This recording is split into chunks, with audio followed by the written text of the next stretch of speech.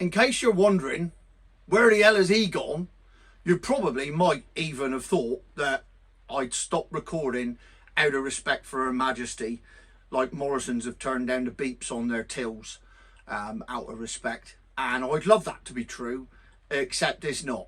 Because what happened was, I got banned by Facebook again. And the ban ends, well, about 4 minutes ago, hopefully, if this is posted correctly. So we should be back online. And the reason was that when I posted episode 2 bonus episode, the best one in my opinion and many other opinions, 2 people decided to comment on the script and recite the script, and I thought I'd join in, as you can see from this screenshot.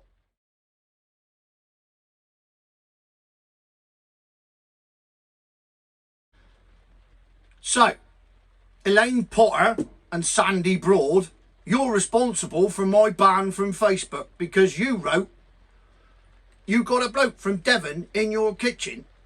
I just said he in there. He is. He's there now saying "bay." And then I typed the words, "I'm going to kick the shit out of him." Now, it doesn't matter, according to Facebook, if you can watch this video 500,000 times and have those words on it. And it probably won't matter now, though. If this does get me banned again, it's your fault again. However, for typing those words, my own script, reciting my own words, I got banned from Facebook again. So I'm back, and episode 2 and 3 have been and gone of Finding the Cornish Stream. Episode 3, quite honestly, bit shit. Lovely bit about Jess Ratty. She lives down the road, personal friend of mine. We'll come to that another day. Meanwhile, episode 2 had one major highlight and several cock-ups, mistakes and mispronunciations. So without further ado, here we go with Finding the Cornish Stream, episode 2, a proper version. I love the North Coast. It's absolutely stunning. Where the hell is her accent from? I gotta admit, she don't sound like she's from St Just. Could be Bude. It's a bit northern, isn't it? So as the age-old debate of North Coast or South rages on with... What age-old debate? I've never had that debate with anybody, and I've debated most things. In fact, some people have said that I'm one of the master debaters of Cornwall. Venturing north, stretching 40 miles from Bude to Perranporth. Eh? Bude to Perranporth? What happens after Perranporth? Is this like a flat earth society? Does everything drop off the end of the world once you get past Perranporth? I feel sorry for those buggers in St Ives that have spent millions of pounds on their houses. You don't exist no more. Still, never mind. At least we know that wherever this next place is going to be, it'll be somewhere between Perranporth and Bude, because that's all the North Coast is in Cornwall. Right, here we go.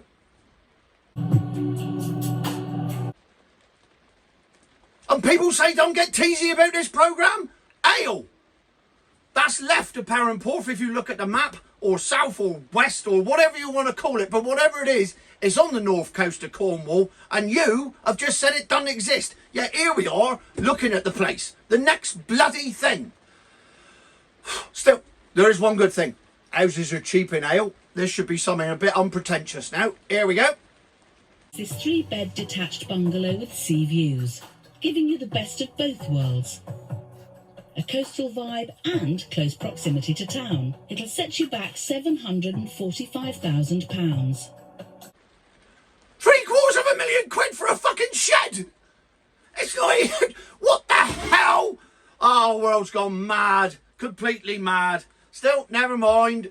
We've always got cakey tea, and nothing spreads joy like cakey tea. Website, get your orders in. Let's move on quick before we all die of frustration. Back down south, Shelley is in the beautiful village of Devoren. Right, I've had it, love. That's enough. Devoren, that's a step too far. I spent the last year listening to pretentious newsreaders say the word Kyiv instead of Kiev because they think it makes them sound better than us. And oh, we pronounce our words right because we say Kyiv. And you little people down there, still calling them chicken Kievs. Oh, you know nothing. Because apparently to not pronounce it right is to an insult to the entire nation. Well, all you've done for 2 episodes is not pronounce stuff right. So it's an insult to the entire Cornish nation. So I want a bloody apology. Thank you.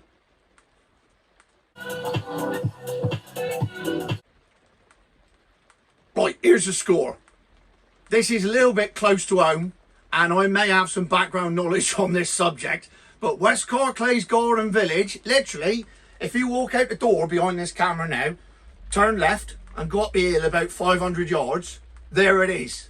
West Carclay's Garden Village. Except it's not a garden village. It's not even a village.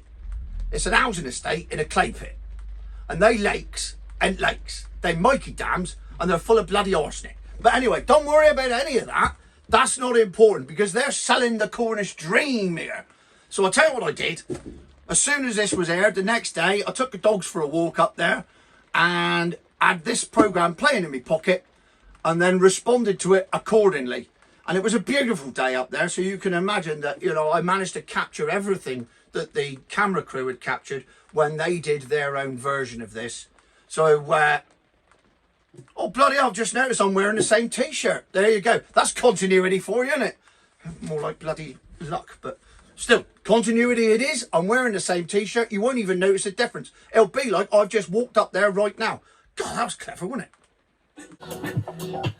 West Carclays is just outside the old mining town of St Austell and sits between the coastal shores and wilds of Bodmin Moor.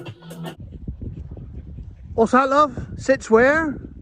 Between coastal shores and Bodmin Moor? Does it? Because over there, that way, that's Skredder, and over there, that way, that's Penwithwick. Neither of them are coastal or anywhere near Bodmin Moor.